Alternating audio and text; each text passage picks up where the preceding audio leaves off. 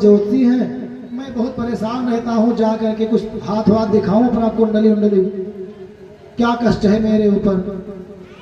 तो काशी जी में पहुंचे, पंडित महाराज का घर पहुंचते पहुंचते पहुंच गए। और जैसे घर पहुंचे तो उस समय देखा कि पंडित महाराज घर पर नहीं है।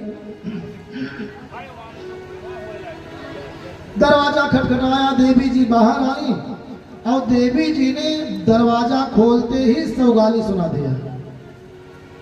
पंडिताइन जी ने दरवाजा खोलते ही सौगाली सुना दिया। पता नहीं कौन दिन भर आ जाता है, ना आराम करने देता है। जरा सा सोचो कि थोड़ा सा सो रहे तो कोई ना कोई आता रहता है। इनकी ज्योतिष विद्या क्या हो गई, हमारी जो की फांसी हो गई है। बड़बड़ाते हुए दरवाजा खोला, देखा सामने एक किसान खड़ा था। हाथ जोड़ करके बोले, देवी जी प्रणाम, पंडित जी कहाँ हैं? पंडितानी जी ने कहा कहीं मर रहे होंगे, उनको और कोई काम है, अपना पोथी पत्रा दिन भर या तो लिए घर पर बैठे रहते हैं और या किसी जजमान के यहाँ चले जाते हैं। उनको हमसे मतलब है, घर से मतलब है, उन्हें तो अपने पोथी पत्रा से मतलब है। एक सांस में इतनी बात सुना दिया कि उस किसान को अपना दुख भूल गया, पंडित जी का दुख याद आने लगा कि बेचारे ये कैसे रहते होंगे। मड़ैया में बैठ गए, पंडित जी की प्रतीक्षा किया। कुछ देर बाद पोथी पत्रा लेकर के आए कहीं से, तो प्रणाम किया, बैठे दोनों पंडित जी से। उसने कहा कि महाराज, हम तो आए थे पूछने अपना दुख, लेकिन आपका दुख देख करके मेरा दुख भूल गए। आप ये बताओ कि आपको किस कारण से ऐसी देवी प्राप्त हुई है, आप तो ज्योतिष जानकार हैं।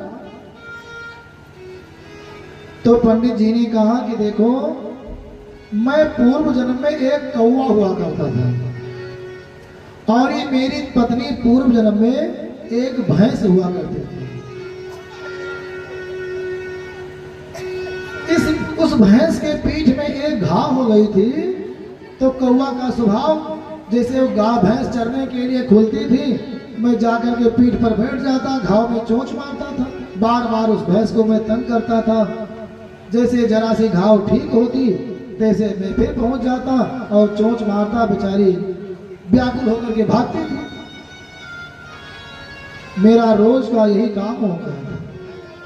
भैंस का जो घर का मालिक था, पालक, वो भी तंग आ गया। मुझे हाँकते हाँकते उसने भैंस खोलना ही बंद कर दिया। अब 10-15 दिन तक उसने भैंस को नहीं खोला। घाव कुछ पूरी हुई और मैं रोज पेड़ पर बैठा जंगल में प्रतीक्षा करता रहता था, आज वो भैंस नहीं आई, आज वो भैंस नहीं आई, आज वो भैंस नहीं आई।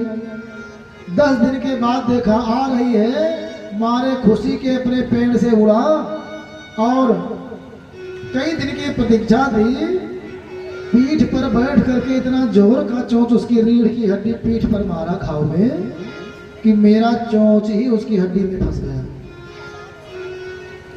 अब मेरा चोंच हड्डी में फंस गया, मैं भी निकल करके भागना चाहता हूँ। उसको तो अत्यंत पीड़ा है, बेचारी भाग रही है, छटपट छटपट करते हुए भाग रही है। उसको कुछ नहीं सूझा। गंगा जी का किनारा था, सीधे गंगा जी में ही घुस गई। मैंने सोचा मैं भी डूब जाऊंगा, लेकिन मेरा चोंच निकल नहीं रहा था, इसलिए मैं भी उसी में डूब गया। मेरी भी मृत्यु हो गई, भैंस भी मारे व्याकुलता के तैर नहीं पाई, उसकी भी डूब करके उसी में मृत्यु हो गई।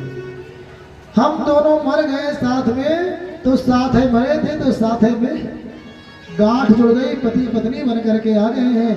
और जो दंड मैंने उसको दिया था, मैंने दंड दिया था अपनी चोंच से कष्ट दे करके, वो अपनी बाणी से हमें कष्ट दे रही है। किसान ने पूछा, तो ये बताइए कि आप कोई उत्तर क्यों नहीं देते हो, अकेले बोलती रहती है, आप कुछ बोलते ही नहीं हो। ज्योतिषी जी ने कहा कि अगर मैं नहीं बोलूंगा तो उसका खाता क्लोज हो जाएगा, जो मेरा अपराध है वो बराबर हो जाएगा, मुझे कष्ट देगी, सब मैं भोग करके सुखी हो जाऊंगा। लेकिन अगर मैंने एक भी शब्द बोल दिया तो ये बैलेंस फिर बन जाएगा, है ना। यही होता है प्रारब्ध, संचित, क्रियमाण और प्रारब्ध, 3 प्रकार के कर्म